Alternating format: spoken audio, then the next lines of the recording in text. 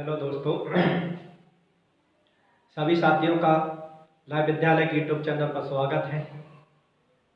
मैं आपके साथ जुड़ चुका हूं भुवनेश कुमार धनगर, फिजिक्स एक्सपर्ट। तो आज हम इंटर क्लास का फिजिक्स का टॉपिक कूलम्ब्स का नियम आज डिस्कशन करने वाले हैं। तो वीडियो को ज़्यादा से ज़्यादा शेयर किया करो साथियों, आप भी सपोर्ट कर दो।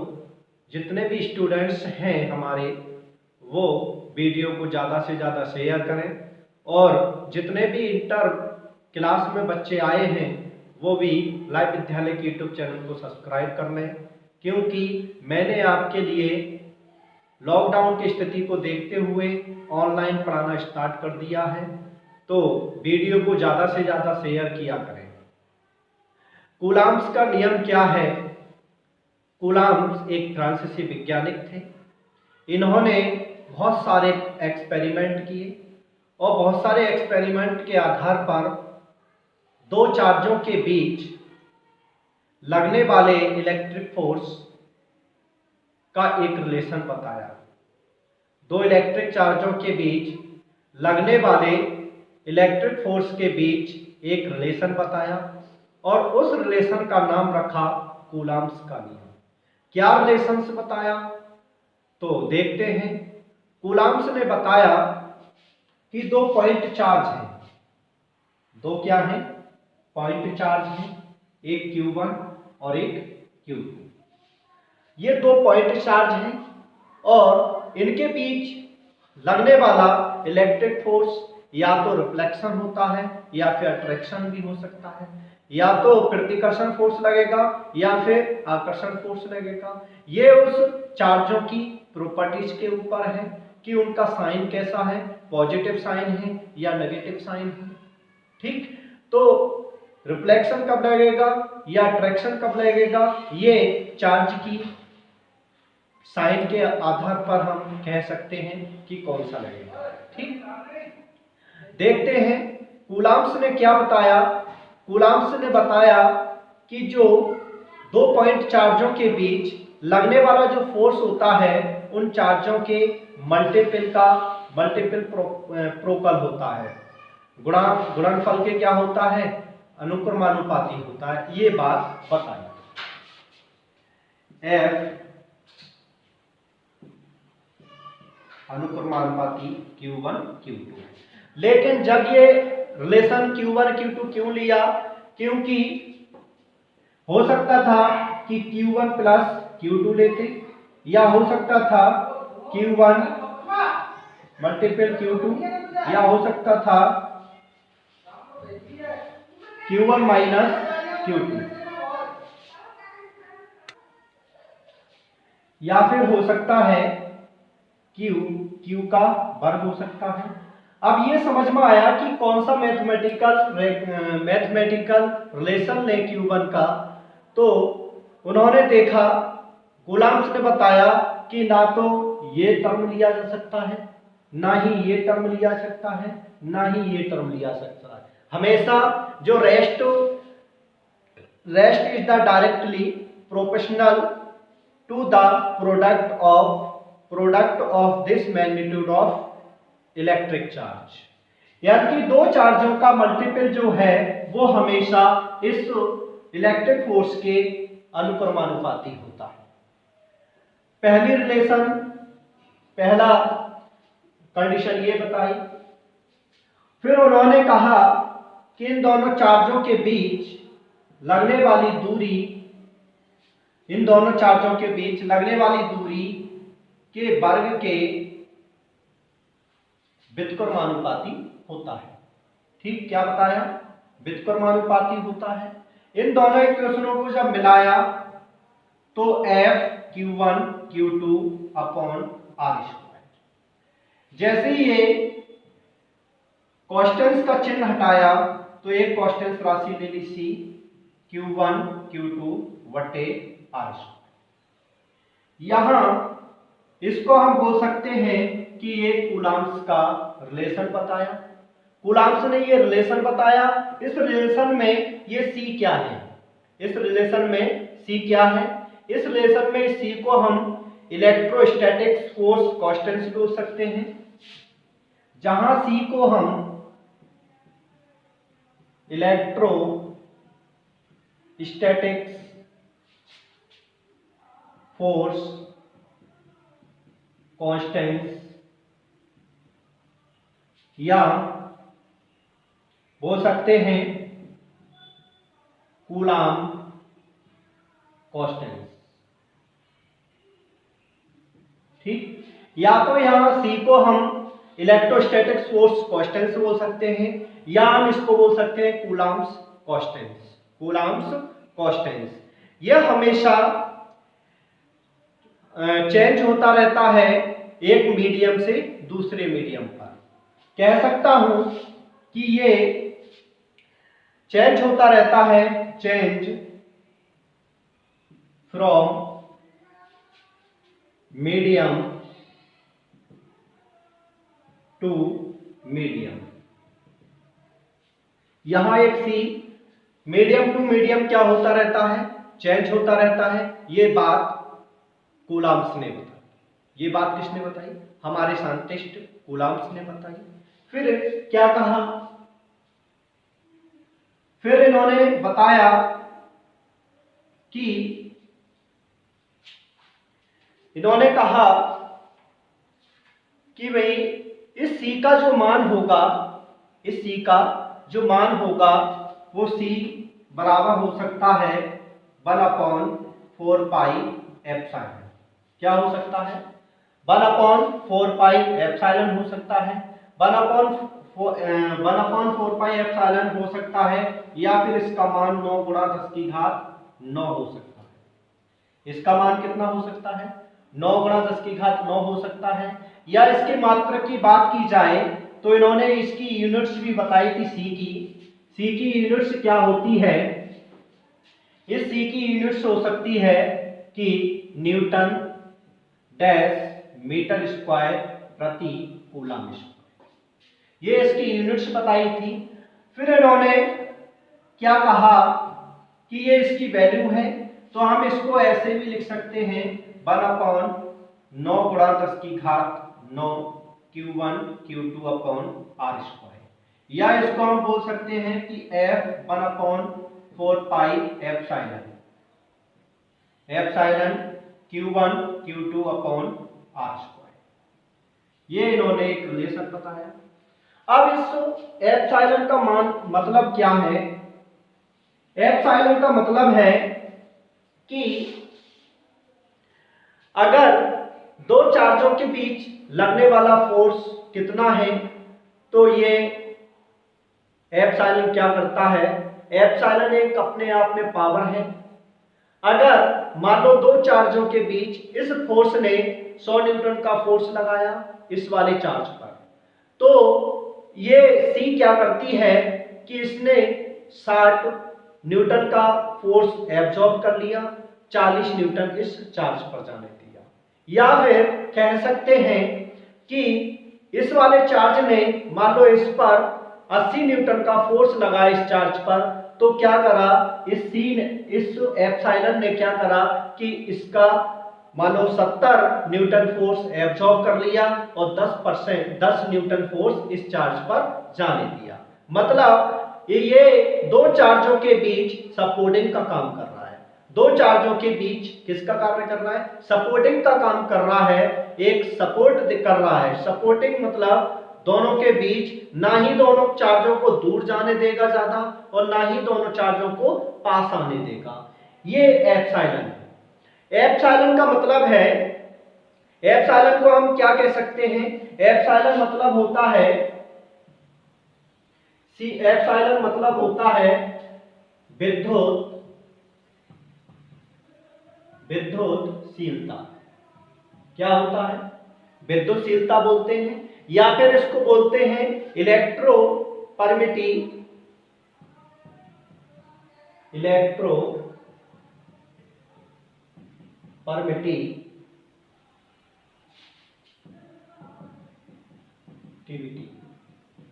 परमिटिविटी कहते हैं इसे, या विद्युतशीलता बोलते हैं। और होता क्या है कि of the medium, of the medium. ठीक, तो आपको ये बस समझ आया होगा कि निर्वात विद्युतशीलता का क्या काम होता है, दो चार्जों के बीच सपोर्टिंग का कार्य करता है। दो चार्जों के बीच किसका कार्य करता है, सपोर्टिंग का कार्य करता है। जब अब इसका मतलब क्या हुआ कि अगर दो चार्जों के बीच एप्सिलॉन है, मीडियम के बीच क्या है, परमिटिविटी है, और ये चेंज होती रहती है। हर मटेरियल की परमिटिविटी अलग अलग होगी, हर एक मटेरियल की परमिटिविटी क्या होगी, अलग अलग होगी। जब हर एक मटेरियल की परमिटिविटी अलग अलग होती है तो अगर देखा जाए कि किसी पर 100 न्यूटन का फोर्स लग रहा है और बाद में देखा, चेक करके देखा तो दूसरे चार्ज पर देखा तो 40 न्यूटन का रह गया, तो इसका मतलब 60 न्यूटन फोर्स कौन ले गया, किसने एब्जॉर्ब कर लिया, इस एप्सिलॉन ने एब्जॉर्ब कर लिया। इस एप्सिलॉन ने क्या कर लिया, एब्जॉर्ब कर लिया। जब इस एप्सिलॉन ने एब्जॉर्ब कर लिया तो हम कह सकते हैं कि अगर दो चार्जों के बीच मीडियम के बीच जो चार्ज और प्लेस है उनके स्थान पर क्या करता है, निर्भर करता है, या कह सकते हैं कि उसकी यूनिट पर निर्भर करता है। उसकी यूनिट पर क्या करता है, निर्भर करता है, कौन, एप्सिलॉन। एप्सिलॉन का अगर देखा जाए तो वैल्यू क्या होता है, इसके लिए परमिटिविटी देखी गई तो बताया कि अगर निर्वात होता, कौन सा मीडियम होता, निर्वात मीडियम होता या वायु होती, तब फोर्स कितना लगता, 1/4 पाई एप्सिलॉन 0। कितना होता, 1/4 pi epsilon 0 Q1 Q2 upon r²। ठीक, एक इक्वेशन ये बना ली। अगर कोई मीडियम है, अगर क्या क्या है, दो चार्जों के बीच कोई मीडियम लगा रखा है, तब उसके लिए क्या हो जाएगा, 1/4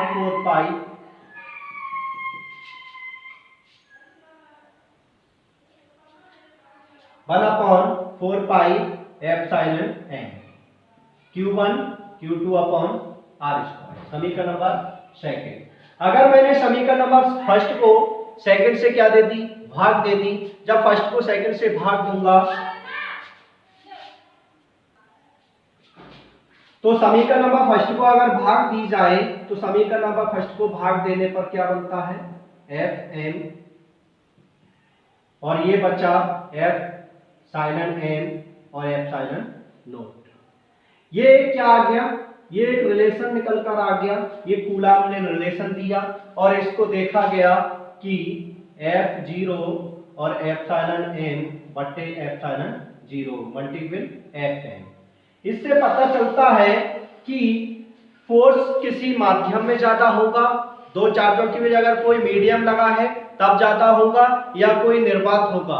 तो इससे ये डिस्कस होता है कि हमेशा दो चार्जों के बीच अगर निर्वात है तो वहां फोर्स हमेशा क्या होगा, ज्यादा होगा, और अगर कोई मीडियम से लगा हुआ है तो फोर्स का मान चेंज होता जाएगा। ठीक, तो इससे एक चीज डिस्कस होती है कि F0 का मान हमेशा मीडियम वाली से क्या होगा, ज्यादा होगा। ठीक, तो ये आपको रिलेशन समझ में आया। उसके बाद क्या होता है,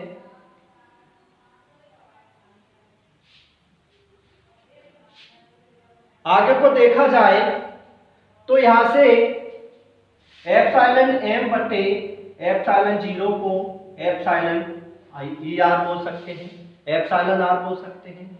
ये क्या है, यहां पर एप्सिलॉन r को हम कह सकते हैं रिलेटिव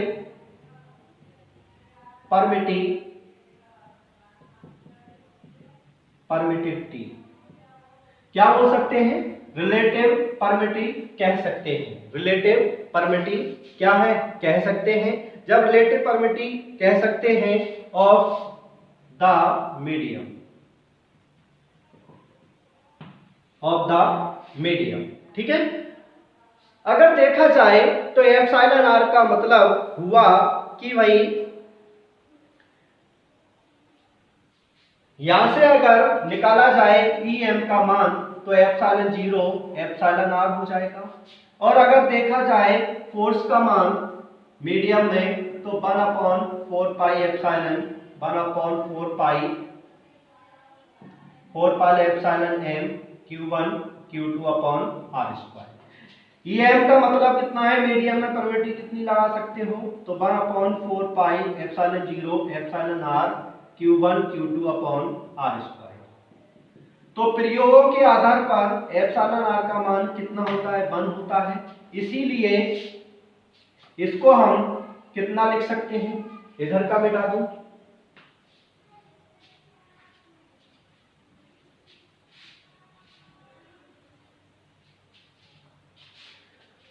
तो इसको हम लिख सकते हैं 1/4 पाई एप्सिलॉन 0 q1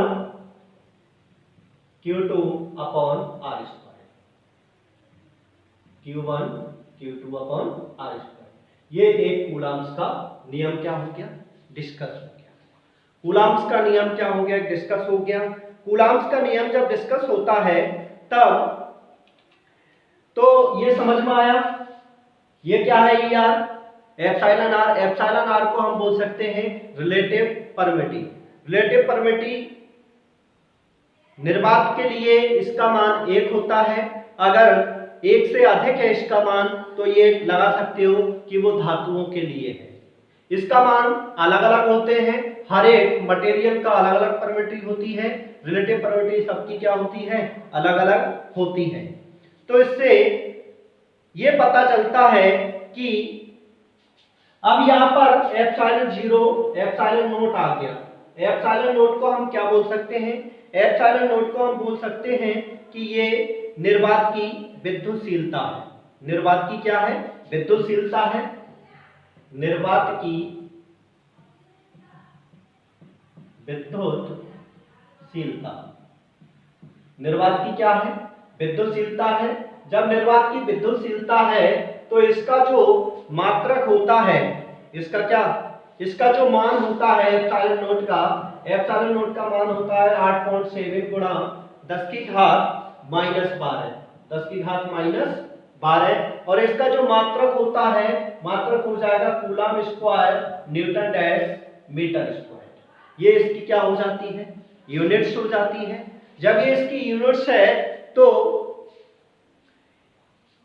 यहां से ये पता चलता है कि वही आवेशों के बीच का जो मीडियम है वो वायु या निर्वात के स्थान पर, वायु या निर्वात के स्थान पर अगर कोई एप्सिलॉन r रिलेटिव परमिटिविटी वाला कोई माध्यम होने पर, या हम बोल सकते हैं k परावैद्युतांक वाला, क्या बोल सकते हैं, k परावैद्युतांक वाला माध्यम होने पर उनके बीच कार्यरत बल 1/k गुना हो जाएगा। उनके बीच 1 क्या हो जाएगा, हो जाएगा। तो इसका मतलब हुआ कि जो फोर्स है यहां पर एप्सिलॉन r आया था यहां, तो यहां से पता चला था F0 और Fm 1/k। इसको हम ऐसे भी लिख सकते हैं, या हम इसको एप्सिलॉन नोट r भी लिख सकते हैं, एप्सिलॉन r भी लिख सकते हैं। ये क्या है, रिलेशन है। तो कूलम्ब से ये चीजें क्या हो गई थी, डिस्कस हो गई। अब बात चल रही है निर्वात की विद्युतशीलता, निर्वात की विद्युतशीलता। दूसरी चीज, कूलम्ब ने ये बताया कि दो चार्जों के बीच लगने वाला जो फोर्स है वो वेक्टर क्वांटिटी है। कौन सी है, वेक्टर क्वांटिटी है। इसलिए इसका एक वेक्टर रूप भी होगा, इसका एक क्या होगा, वेक्टर रूप भी होगा। जब इसका एक वेक्टर रूप होगा तो वेक्टर रूप भी इसका निकाल सकते हैं हम, वेक्टर रूप भी क्या कर सकते हैं, निकाल सकते हैं।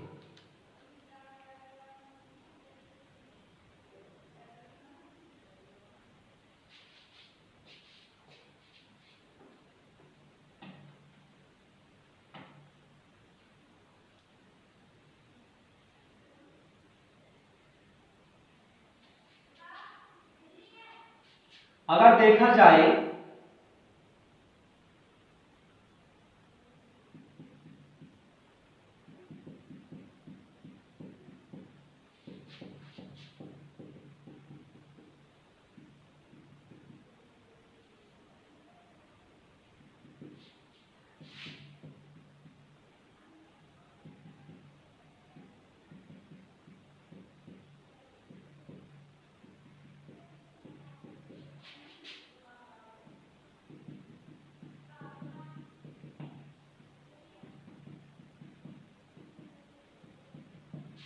मात्रक, ठीक है, इसकी क्या देखते हैं, मात्रक देखते हैं और इसकी हम डायमेंशन भी देखेंगे, इसकी हम विमा भी निकालेंगे। ठीक, अगर देखा जाए तो अभी हमने आपको बताया था कि जो फोर्स का मान होता है 1/4πε0 Q1 Q2 upon R square होता है।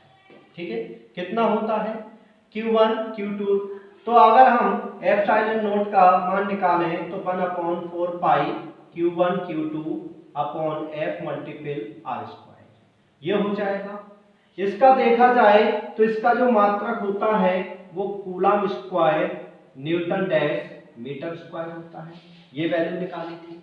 ठीक है, ये क्या निकाली, वैल्यू निकाली। जब इसकी विमा देखोगे, विमा डायमेंशन, जब विमा देखोगे तो इसकी विमा क्या हो जाएगी, आवेशों की कितनी होती है, ए टी का क्या हो जाएगा 1, और न्यूटन की क्या होती है एम एल टी माइनस 2 और एल। कोई दिक्कत आता है क्या, ये ऊपर जब ले जाओगे तो कितनी हो जाएगी m-1 और l-3 और t-4 और a2। ठीक है, ये इसकी क्या हो गई, विमा हो गई, ये इसकी क्या हो गई, विमा हो गई। आप इस तरह से विमाएं क्या कर सकते हैं, निकाल सकते हैं। ठीक है, ओके, तो ये कूलम्स का नियम था, आप इसको अच्छी तरह से डिस्कस कर लें। अगर समझ में नहीं आता है तो आप मुझे बताएं, मैं इसका न्यू वर्जन बिल्कुल आपके लिए दूंगा। आप वीडियो को ज़्यादा से ज़्यादा शेयर करें और लाइव विद्यालय के यूट्यूब चैनल को अगर आप अभी तक सब्सक्राइब नहीं किया है तो आप सबसे पहले लाइव विद्यालय के यूट्यूब चैनल को सब्सक्राइब कर लें, क्योंकि आपको इसका नोटिफिकेशन सबसे पहले पहुंचे। तो जय हिंद, जय भारत, जय जवान, जय किसान।